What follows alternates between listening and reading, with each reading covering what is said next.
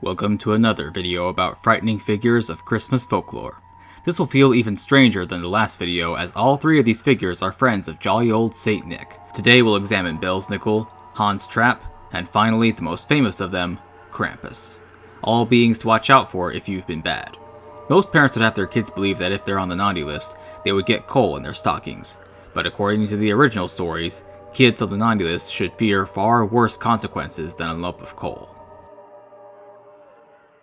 Belsnickel hails from southern Germany, and tales of him were brought over to America with German immigrants from 200 years ago.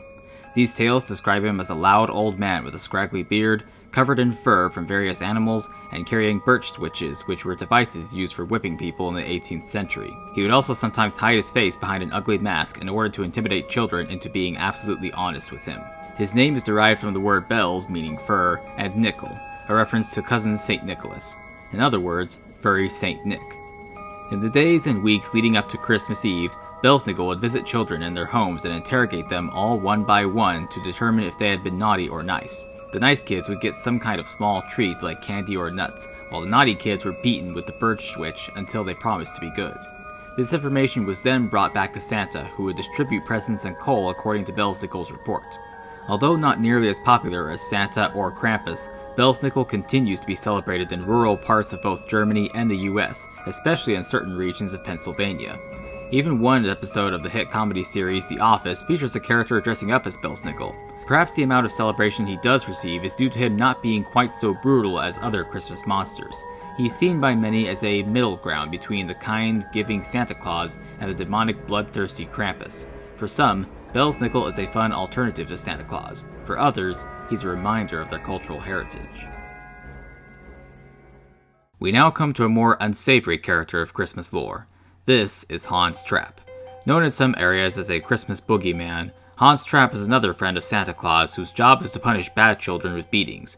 But unlike Belsnickel, when he's alone with kids, he can be far more violent. And that's due to his origins. According to the legends, there was a rich and powerful man in 15th century France named Hans Trapp. The residents of his eastern French region knew him as a cruel, selfish, egotistical, and heartless man, a reputation he earned by practicing devil worship and black magic to continue gaining greater wealth and power at the expense of the rest of the region's citizens. After a while, the Catholic Church found out about everything he was doing and arrested him. After being found guilty of committing sacrilegious actions, he was excommunicated from the church while they seized control of all his land and money. Understandably so, his neighbors in town were not welcoming to him when he returned. Without any money, land, or friends, Hans Trapp was forced to live alone in the forest. Though he managed to build himself some shelter on a mountain in western Germany, his long isolation slowly drove him closer to Satanism and further away from sanity. Every night he dreamed about getting revenge on everyone who drove him away. But as days turned to weeks and weeks turned to months, his hunger for revenge became a hunger for flesh. One day he gathered straw, sticks, and old clothes to disguise himself as a scarecrow. He then found a perch near a village and waited. Later that day, a shepherd boy came by all alone, paying no mind to the scarecrow in the middle of the woods. By the time he realized it was a man in disguise, Hans Trapp attacked him, stabbing him in the stomach with his sharpest stick. As the boy bled to death, Hans dragged him up to his shack where he proceeded to cut him into small pieces and cook the pieces over a fire. Hans was excited to have his first bite of human flesh. But right before he could take that bite, he was suddenly struck by a bolt of lightning and died instantly. Many say this bolt of lightning came from God himself, who was angered by the devil worshipper about to commit cannibalism.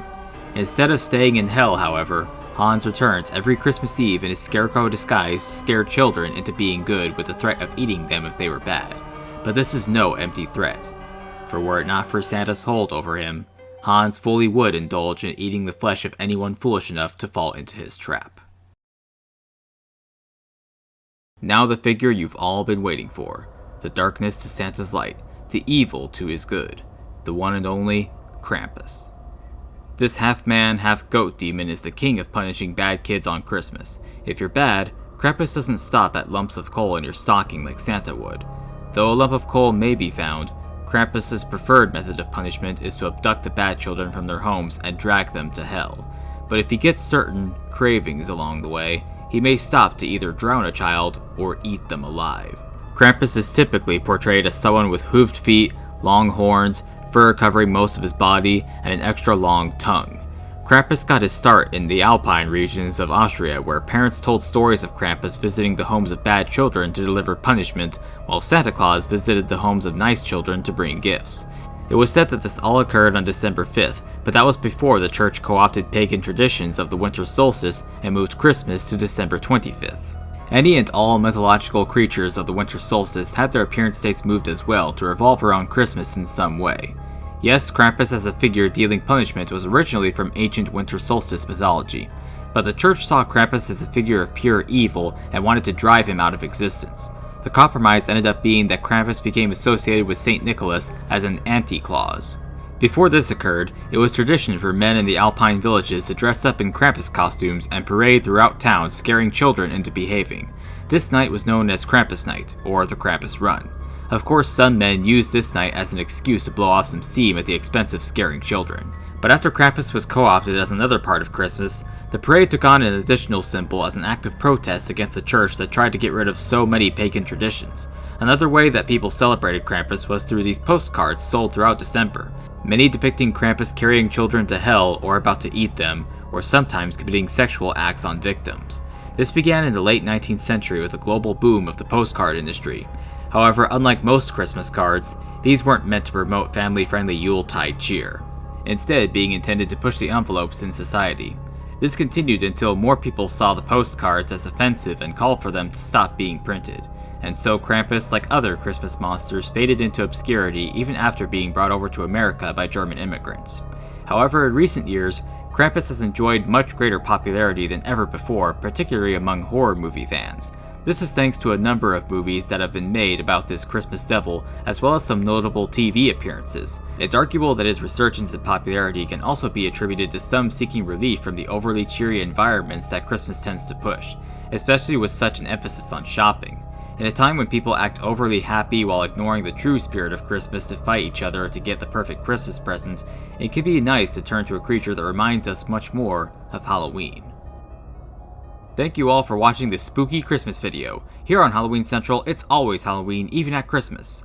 Have a happy new year, stay safe, and be good, or they will find you.